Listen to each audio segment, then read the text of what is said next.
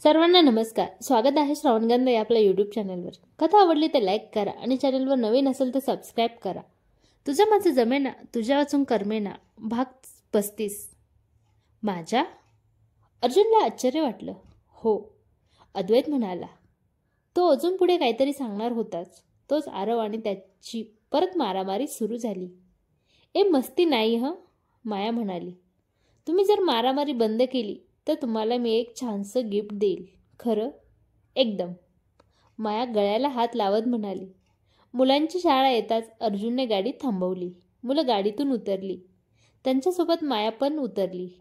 तिने खाली वाकून दोन्ही मुलांच्या गालावर तिने गोड पापी दिली. अर्जुन हे बघत होता.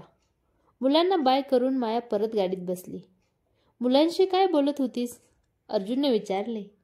काही नाही, मुलं थँक्यू म्हणत होती. तुला का? त्यांना शाळेत सोडलं म्हणून. सोडणार मी आणि थँक्यू तुला? आता त्याच्यातही माझाच दोष का? मायाने वैतागून विचारले. अजिबात नाही. हे घे. पाकिटातून कॅश काढत अर्जुनने पैसे मायासमोर धरले. हे काय? बाबांनी द्यायला सांगितले होते. अर्जुन म्हणाला. मला नको आहेत. ते बाबांना सांग. अर्जुन पैसे तसेच धरत म्हणाला. नाईलाजाने मायाने ते पैसे बॅगेत ठेवले. थँक्यू. माया कृतज्ञतेने म्हणाली. हे असं? अर्जुनला धक्का बसला होता. मग कसं? मायाने निरागसपणे विचारलं. तुमच्याकडे लहान मुलांना आणि मोठ्यांना नियम वेगळे असतात का? नाही. मग जो नियम मुलांना तोच मला नको का? गाल पुढे करत अर्जुन म्हणाला. काहीही. माया लाजली. कितीतरी थँक्यू बाकी आहेत. विचार करून ठेव कधी द्यायचे ते. अर्जुन परत गाडी सुरू करणार तोच माया जोरात ओरडली. काय झालं? इथे थँक्यू म्हणणार? नको ग, शाळा आहे ही. मुलांवर वाईट परिणाम होतील. मला थँक्यू म्हणायचं नाहीये. हा बेल्ट लावून हवा आहे. थँक्यू म्हटल्यावरच. अर्जुनने हट्ट केला. तुम्ही विसरला आहात तर आठवण करून देते. माया बोलता बोलता थांबली. काय विसरलो आहे? मला कॉलेजला जायला उशीर होतो आहे आणि ते पार्थ भाऊची वाट बघत असतील ना? मायाने विषय बदलला. बघू देत त्याला वाट. बोलतच अर्जुनने गाडी सुरू केली आणि मायाचा जीव भांड्यात पडला. दोघेही त्या दुकानाजवळ पोहोचले. मी आज जाऊन ड्रेस घेऊन येऊ का?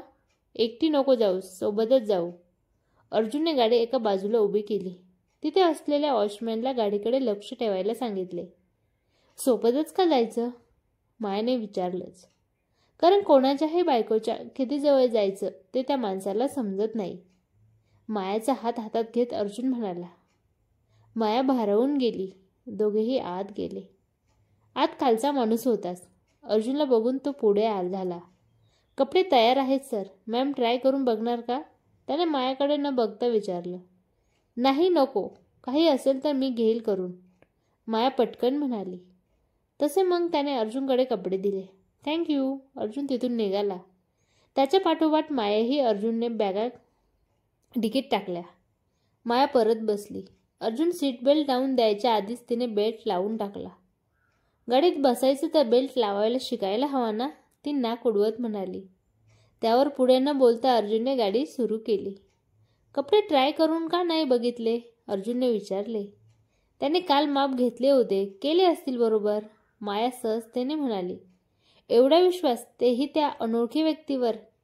ठेवावा कधीतरी. माया खिडकीतून बाहेर बघत म्हणाली. घाबरलो होतो मी. म्हटलं तुमचे आगमन वेळेत नसते झाले तर माझे इथून विस्थापन कठीण झाले असते. गाडीत बसत पार्थ म्हणाला. नमस्कार वहिनी, मी पार्थ. गाडीत बसताच त्याने मायाशी बोलायला सुरुवात केली. नमस्कार. पाठी वळून माया बोलली. तुमच्या लग्नाला यायची खूप इच्छा होती.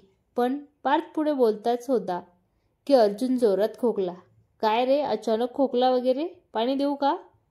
नको, ठसका लागला. अर्जुन म्हणाला. बरं, तर त्याचं काय झालं वहिनी? मला लग्नाला यायचंच होतं. पण याने अर्जुनने जोरात ब्रेक दाबला. मायाशी बोलण्यासाठी पुढे आलेला पार्थ जोरात तोंडावर आपडला. उद्यापासून तुझी गाडी बंद. मी माझ्याच गाडीत जाणार. पार्थ कळवळला. लागलं का तुम्हाला जोरात? काळजीने मायाने विचारलं. किती प्रेमानं विचारताय. एवढं प्रेमानं विचारल्यावर लागलेलं सुद्धा बरं होऊन जाईल. पार्थ म्हणाला.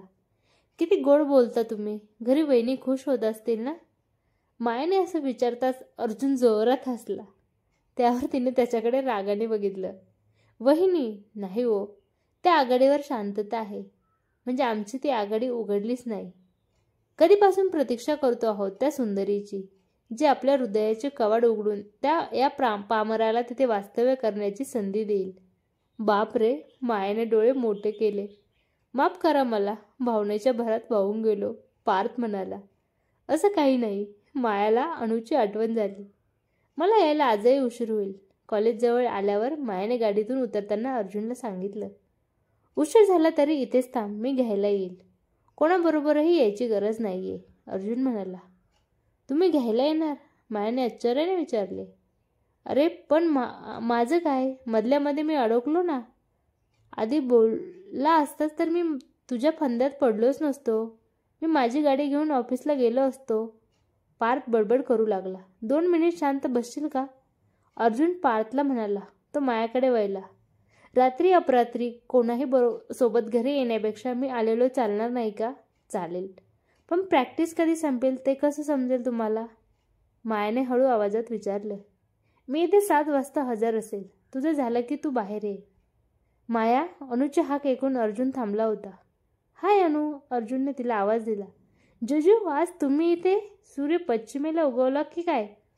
आदित्य नेहमी पूर्वेलाच उगवतो, त्यात नवल ते काय? आतून पार्थ बोललाच. दोघंजण वार्तालाप करत असताना तिसऱ्या व्यक्तीने मध्ये बोलू नये हा संकेत माहिती नाही का तुम्हाला महाशय? चिडून अनु बोलली. संकेत तर अनेक माहिती आहेत, पण त्याचं पालन करणारे माहीत नाही सुंदरी. गाडीतून उतरत पार्थ म्हणाला.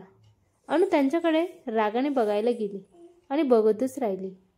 पार्थ अर्जुनचा मित्र शोभेल असाच होता. त्याच्यासारखाच देखणा, फक्त त्याच्यात एक वेगळी गोष्ट होती. अर्जुनच्या चेहऱ्यावर दुर्मिळ असणारे हसू त्याच्या चेहऱ्यावर नेहमी असायचं. आपला परिचय? अनुने लाजत विचारलं.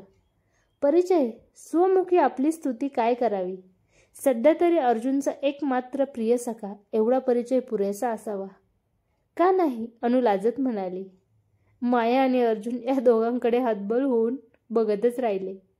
माया, अनु, लेक्चर सुरू होईल. दोघींच्या मैत्रिणीने आवाज दिला. मायाने पुढे जाऊन अनुला बोलावलं. अनुश्री, किती सुंदर नाव आहे, पार्थ म्हणत होता. अनु, लेक्चर सुरू होईल, सर ओरडतील, उशीर झाला तर? सखे, कधीतरी वार्तालाप करण्यात समय व्यतीत केला तर तो प्रमाद नसावा. कशी वाटली कथा? कमेंट करून नक्की सांगा.